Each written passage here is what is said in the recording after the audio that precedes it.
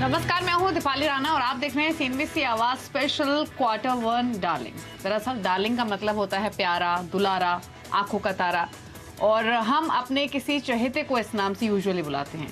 तो ऐसा इंसान जिस पर भरोसा भरपूर हो। अब आप सोच रहे होंगे कि ये हम सब आपको क्यों बता रहे हैं। दरअसल आज आलिया भट्ट की फिल्म डार्लिंग रिलीज हो रही है और इसी को ट्रिगर बनाकर हमने सोचा कि क्यों ना बाजार के कुछ डार्लिंग से आपकी मुलाकात करवाई जाए। आपके पोर्टफोलियो के लिए ये परफेक्ट मैच हो सकते हैं और नतीजों का सीजन भी चल रहा है, तो इसीलिए हम ऐसे डार्लिंग्स आपके लिए चुनकर लाए हैं जो सभी कसौटी पर खरे हैं।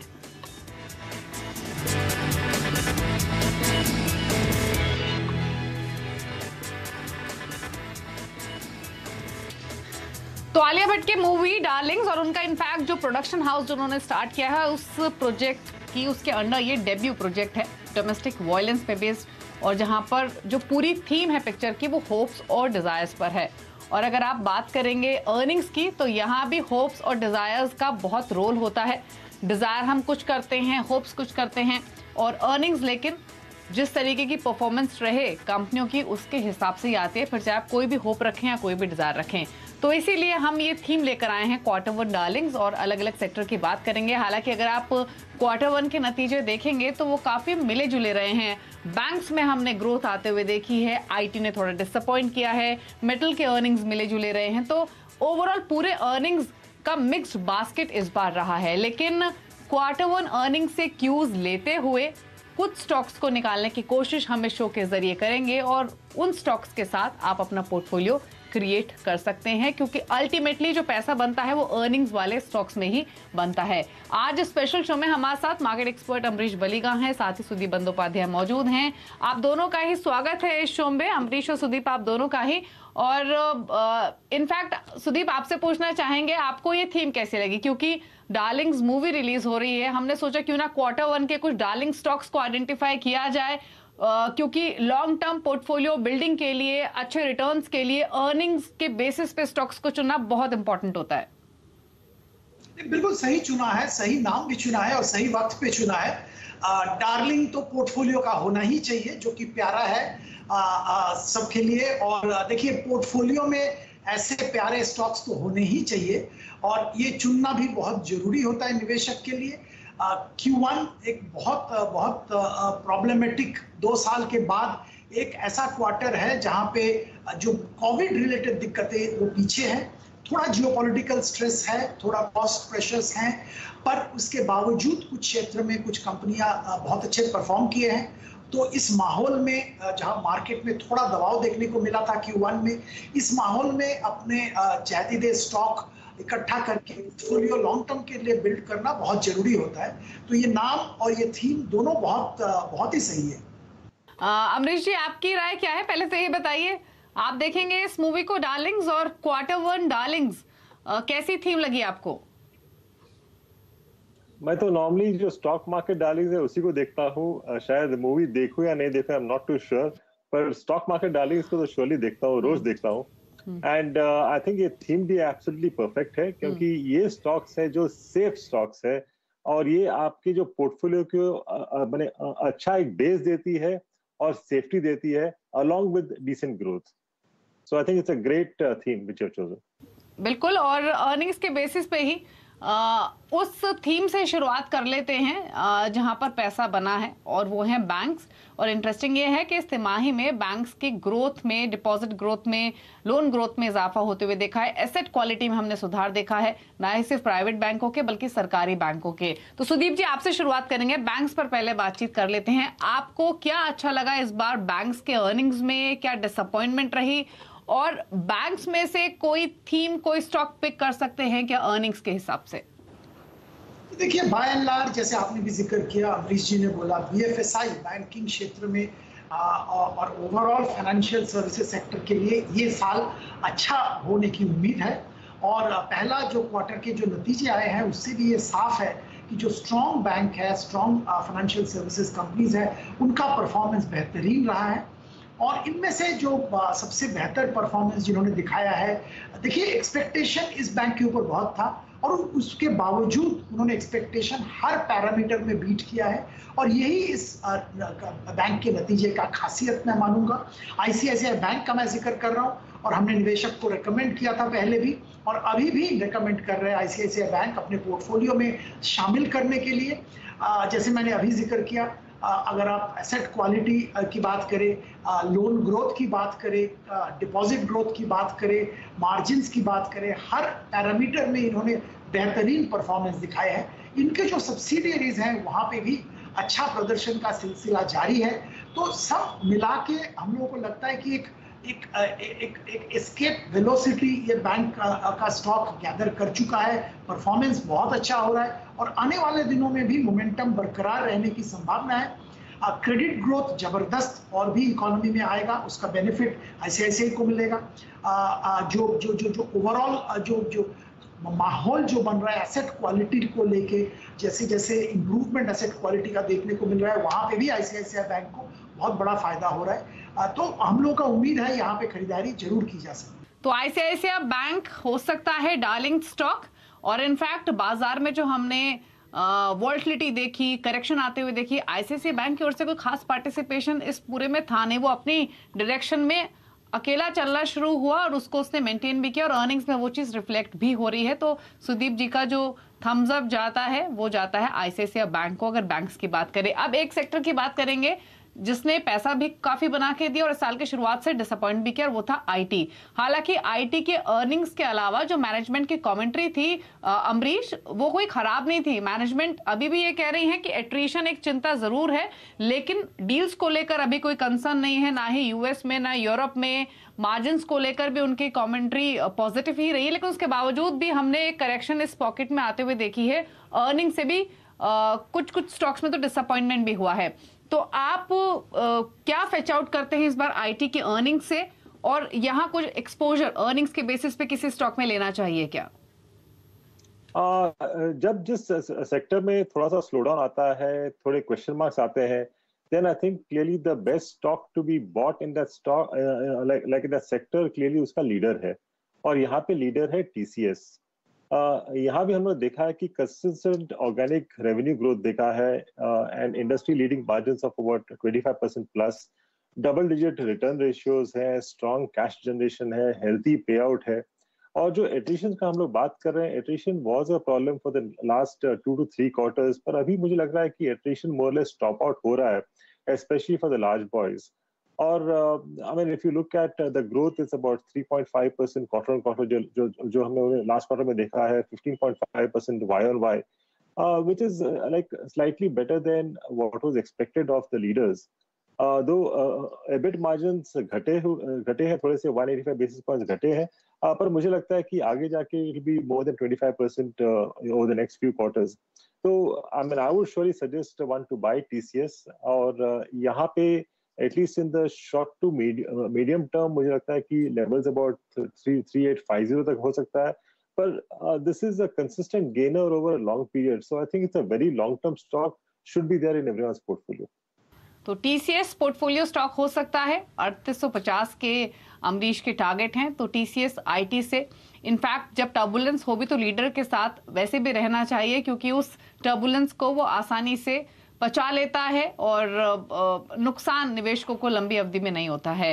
अब आगे बढ़ते हुए मेटल्स की बात कर लेंगे, और इनफैक्ट सुदीप आपकी राय लेना चाहेंगे। अगर पिछले 2 साल हम देखें तो मेटल्स में काफी पैसा बना है, काफी स्टॉक्स रिकॉर्ड हाइस पर गए हैं, और उसके बाद करेक्शन भी आती हुई दिखी है। करेक्शन भी वाजिब थी क्योंकि चले भी बहुत थे, और दूसरी तरफ अब डिमांड कंसर्न्स चाइना की ओर से उभर रहे हैं, बाकी नेशन से उभर रहे हैं, रिसेशन की बातचीत हो रही है। तो ये तमाम फैक्टर्स थे जिसकी वजह से हमने जो मेटल्स की चाल है वो डगमगाती हुई देखी है, इंटरनेशनली भी और डोमेस्टिक मार्केट्स में भी। अर्निंग्स आपको कैसे लगे? अर्निंग्स में जो मैनेजमेंट की कमेंट्री आई वो आपने समझी होगी, क्या सेंस आपको मिल रहा है फर्दर अर्निंग एक्सपोजर के हिसाब से मेटल्स में, और किसी स्टॉक में एक्सपोजर लेना चाहिए क्या? देखिए, मेटल्स के बारे में मैं एक खास चीज बताना चाहूंगा। यहाँ पे वोलेटिलिटी हमेशा रहता है, क्योंकि ये सारे ग्लोबली इंटीग्रेटेड बिजनेस है। क्योंकि जो मेटल्स का प्राइसेस बहुत सारी चीज़ों के ऊपर डिपेंड करता है। ये सिर्फ local demand, local supply, local issues पे नहीं डिपेंड करता है। जैसे आपने जिक्र किया चाइना की जो डिमांड है और ग्लोबल मार्केट में जो प्रोडक्शन है, ग्लोबल मार्केट का डिमांड है, इसमें वोलेटिलिटी देखा जाता है। चाइना में जैसे लॉकडाउन्स चल रहे हैं, जैसे इकोनॉमिक स्लोडाउन देखा गया है, ये सब के कारण मेटल्स के डिमांड में थोड़ा कमी देखने को मिला है, उसमें प्रेशर रहता है। इसके अलावा जियोपॉलिटिकल रीजन से बहुत सारे टैरिफ इम्पोज होते हैं। इंडिया की तरफ से भी तरह तरह के एंटी डंपिंग के लिए कुछ ड्यूटीज आते हैं, कुछ एक्सपोर्ट के ऊपर पाबंदियां आते हैं, तो वोलेटिलिटी बरकरार रहता है। तो मैं निवेशक के लिए यही सलाह दूंगा कि आप शॉर्ट टर्म के लिए इसमें थोड़ा सतर्क रहिए, पर अगर आपका नजरिया लंबी अवधि का है, मीडियम टू लॉन्ग टर्म है, तो यहाँ पे जो हमारे दिग्गज मेटल कंपनीज हैं, जैसे कि मैं टाटा स्टील का जरूर जिक्र करना चाहूंगा, बेहतरीन परफॉर्मेंस दिखा रहे हैं कंटिन्यूअसली।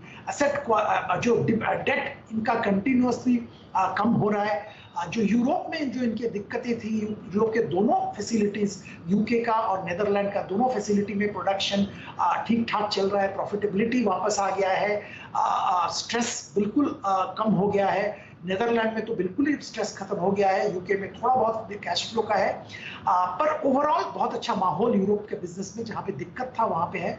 डोमेस्टिक बिजनेस हमेशा स्ट्रांग था। Jamshedpur one of the lowest cost production centres in the world for quality steel है, और इसका बहुत बड़ा फायदा टाटा स्टील को मिलता है।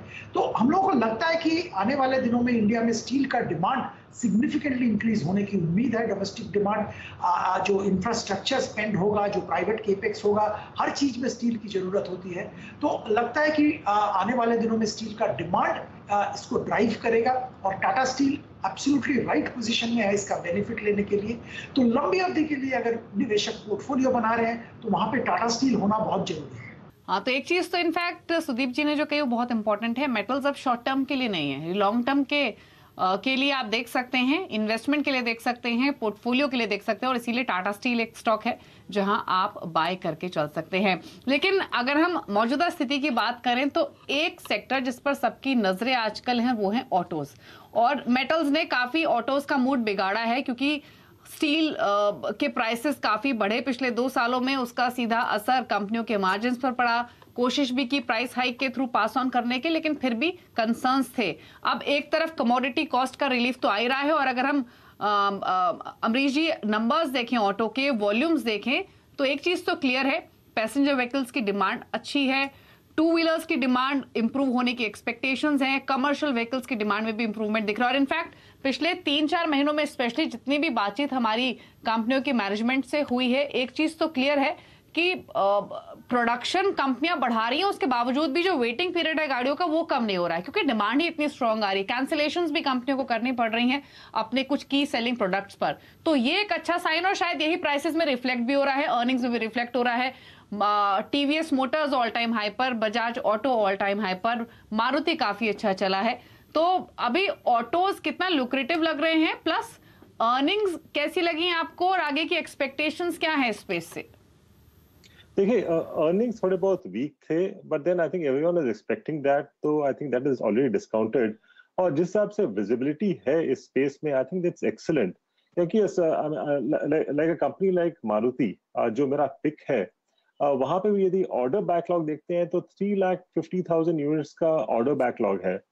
और लाइक लास्ट 2-3 क्वार्टर से जो इश्यू थे कमोडिटी प्राइसेस के, the commodity price are coming down, इन्होंने प्राइस हाइक लिया है, कमोडिटी प्राइसेस कम हो रहे हैं, तो क्लियरली मार्जिन्स तो श्योरली इंप्रूव होने वाले हैं।